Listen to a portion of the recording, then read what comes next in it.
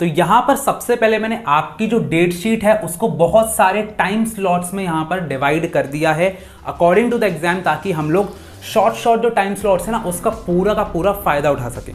तो आपका 22 तारीख को जो है इंग्लिश का एग्जाम हो चुका था और उसके बाद फिर 23 फेब से 29 फेब तक अब आपके पास ये टाइम बचा हुआ है, जो कि ऑलरेडी आपके 2-3 दिन निकल चुके हैं। अब यहाँ पर आपका लास्ट में कोई भी एग्जाम नहीं है, यानी कि अब यहाँ पर आपको किस चीज़ की प्रिपरेशन कर सकते हो, आपके अकाउंट्स, बिजनेस और इको। और ये जो टाइम पीरियड है इसको हम इसी के लिए यूटिलाइज करेंगे। बट यहाँ पर आपको कौन कौन सी चीज़ें करना है, जो आपकी सबसे ज़्यादा वीकेस्ट सब्जेक्ट है उस पर आपको फोकस करना है। तो आपको क्या करना है कि अकाउंट्स का, बिजनेस और इको का, तीनों का ना जो फ्रंट पेज होता है ना, जिसमें सारे चैप्टर के नाम लिखे होते हैं, इंडेक्स जिसको अपन बोलते हैं, उस पे जाकर के आपको हर एक चैप्टर पे टिक मारना है। और यहाँ पर इकोनॉमिक्स में इंडियन इकोनॉमी भी आती है, तो हर किसी पे टिक मारो कि मुझसे कौन से चैप्टर में मैं कॉन्फिडेंट हूँ, किस चैप्टर में कॉन्फिडेंट नहीं हूँ। और उससे तुमको पता चलेगा कि अच्छा तुम्हारा वीक एरियाज कौन से हैं और उस पर तुम्हें प्रिपरेशन करना है। अच्छा, उस पर प्रिपरेशन कैसे करोगे?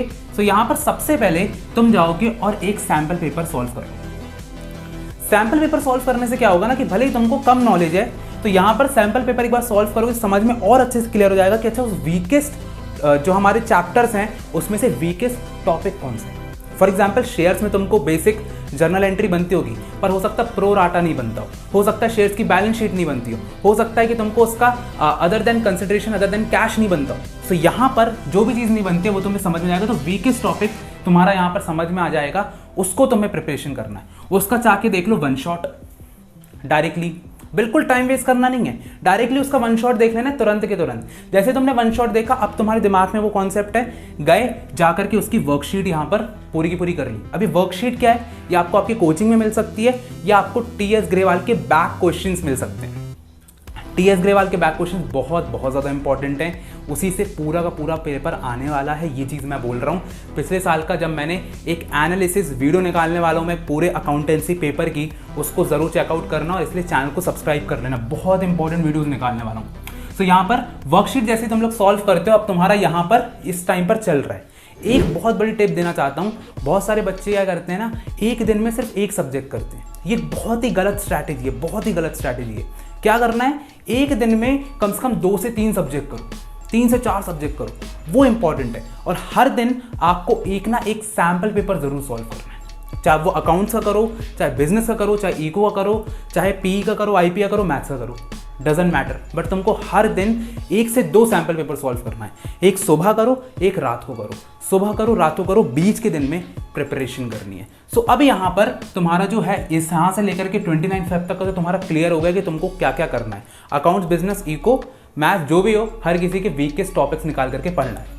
अब जैसे तुम 1 मार्च को आओगे ना, तुम्हारे अंदर ना ऐसे धक धक होने लगेगी, धक धक। क्यों? क्योंकि यहाँ पर मैथ्स का पेपर है 9 मार्च को, और जो मैथ्स वाले बच्चे होते हैं ना, जो मैथ्स कॉमर्स लेते हैं, उनकी हालत मैं समझ सकता हूँ कि भाई तुम्हें कैसा लग रहा होता है, क्योंकि मैथ्स में ना कुछ समझ में नहीं आ रहा था। साथ ही साथ मैथ्स ना 2 आती है तुम्हारी, एक तो तुम्हारी बिजनेस मैथ्स है और एक है तुम्हारी कोर मैथ्स। तो जो कोर मैथ्स वाले बच्चे हैं ना, उनकी तो अलग ही लगी पड़ी है, क्योंकि कुछ मैच ही नहीं हो रहा, कहाँ क्या पढ़ रहे थे, क्या नहीं पढ़ रहे थे। मैं तुम्हें एक चीज़ बोलना चाहूँगा, 23 से 29 फेब में रोज़ 1 से 2 घंटा अगर मैथ्स को देना है तो दे सकते हो।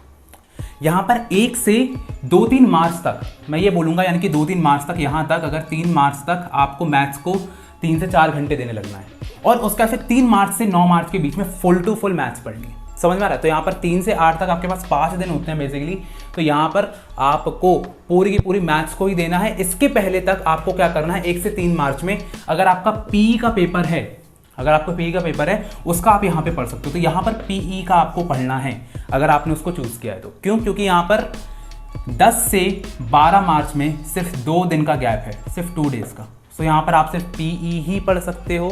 सो ऑफ कोर्स ही बात है, आपको यहाँ पर अगर आपने थोड़ा बहुत पढ़ लिया है, पीई का आउटलाइन देख लिया है, तो यस, यहाँ पर आप सिर्फ सैम्पल पेपर सॉल्व करके जाओगे एंड आप पीई निकाल लोगे।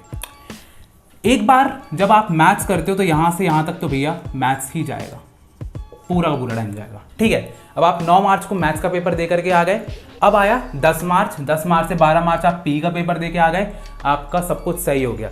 मैंने बता दिया है आपको रोज़ एक सैम्पल पेपर सॉल्व करना है। जब यहाँ पर 3 मार्च से 9 मार्च रहेगा ना, रोज़ एक सैम्पल पेपर सॉल्व करोगे और अपनी टाइम मैनेजमेंट को अच्छा करोगे। समझ में आ रहा है? ओके।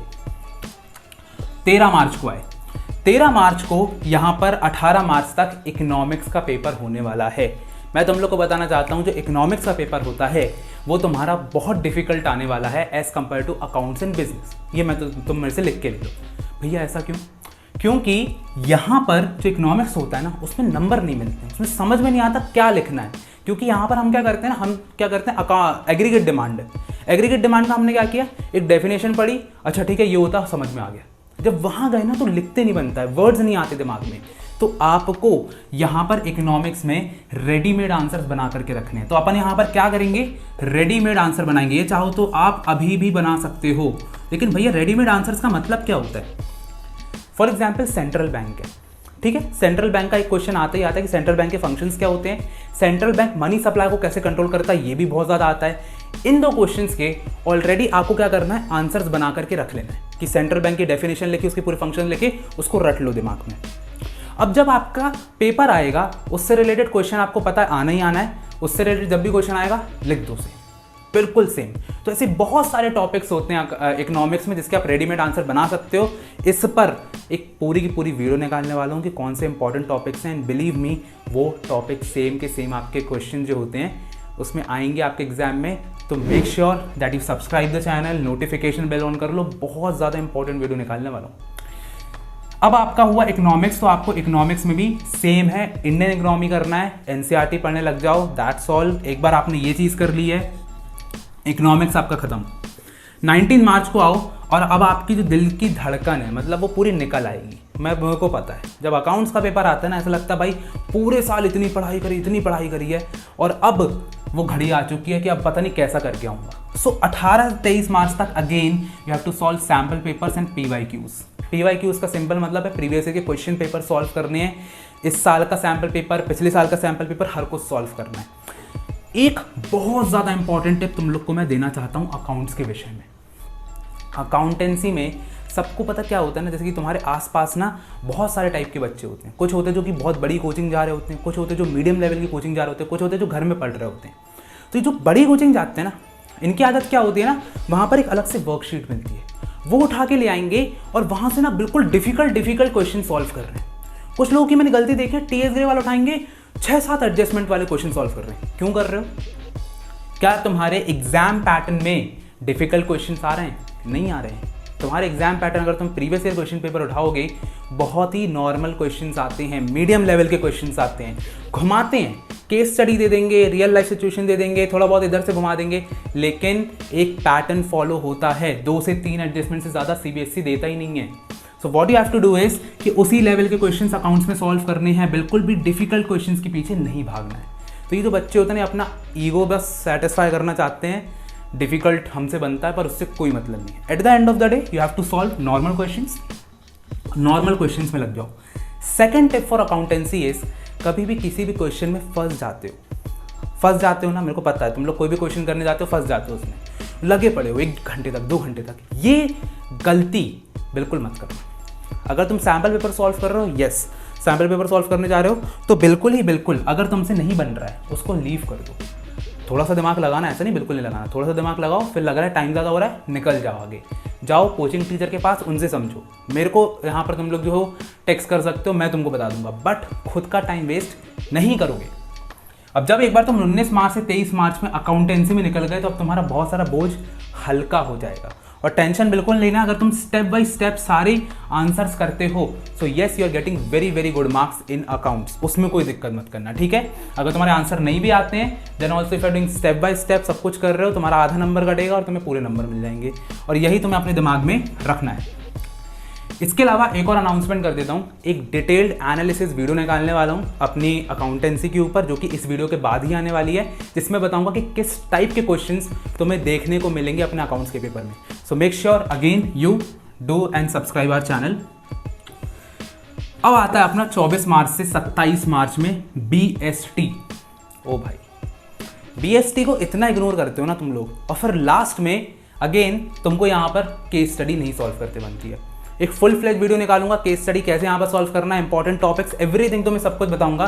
तुम्हारा काम बस ये है कि अगर तुमने NCERT पढ़ी है तो अच्छी बात है, नहीं पढ़ी है so Poonam Gandhi is the best book. मैं यहाँ पर बोलूँगा खिचड़ी जैसी नहीं होती है, एनसीईआरटी थोड़ी खिचड़ी जैसी होती है, ये जो है तुमको सबको सेपरेट करके दे देती है।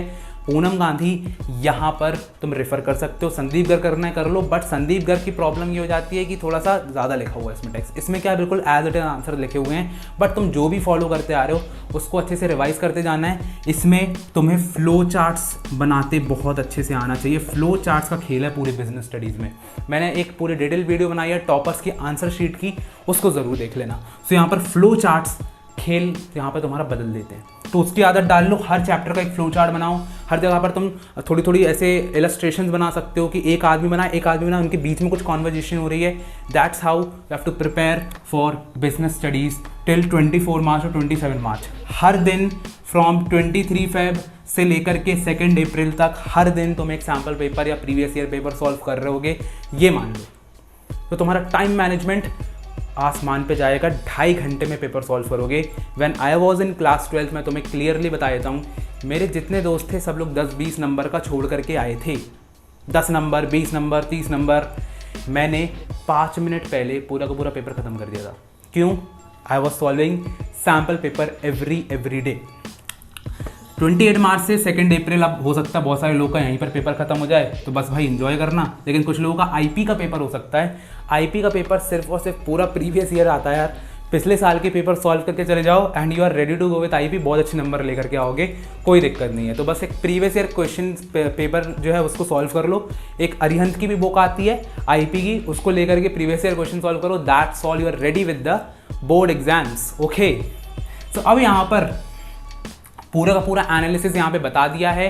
अगर तुम्हें कोई भी डाउट आता है, तुमको ऐसा लगता है कि नहीं भैया मुझसे अभी भी समझ में नहीं आ रहा है, मुझे अभी भी ये दिक्कत जा रही वो दिक्कत जा रही, मेरे पास ये स्टडी मटेरियल नहीं है, तो मेरा टेलीग्राम चैनल ज्वाइन कर लो, वहाँ पर पूरा स्टडी मटेरियल मिल जाएगा। तुम बस बोलो मुझे, मैं अपना नंबर यहाँ पर दे रहा हूँ, नीचे डिस्क्रिप्शन पे, यहाँ स्क्रीन पे दिख रहा होगा, नंबर पे कॉल मत करना, व्हाट्सएप मैसेज करना। I will going to solve your queries as soon as possible, but after your exams ये एक्सक्यूज़ मत देना कि भैया मेरे पास इस चीज़ की कमी थी, ये फैसिलिटी मेरे पास नहीं थी, ये एक्सक्यूज़ मेरे सामने मत लेकर के आना। जस्ट एंड जस्ट सब कुछ करो जो चाहिए, स्ट्रैटेजी चाहिए है, तुम्हारा बुक्स चाहिए हैं, सैम्पल पेपर चाहिए हैं, प्रीवियस ईयर पेपर चाहिए, 1 शॉट वीडियो चाहिए, सब तुम्हारे लेकर के आने वाला हूँ। सो बस चैनल से जुड़े रहो, सब्सक्राइब करो, एंड अगर वीडियो पसंद आई हो तो भैया सबको भेजो, लाइक करो, कमेंट करो, जो करना है करो, but you need to do well in your board exams. और इसके बाद जो तुम्हारा CUET होने वाला है उसमें भी फोड़ देंगे, तो उसके लिए भी चैनल को यहाँ पर जुड़े रहना। तो चलो यार, मिलते हैं अगली वीडियो में, तब तक के लिए ऑल द बेस्ट।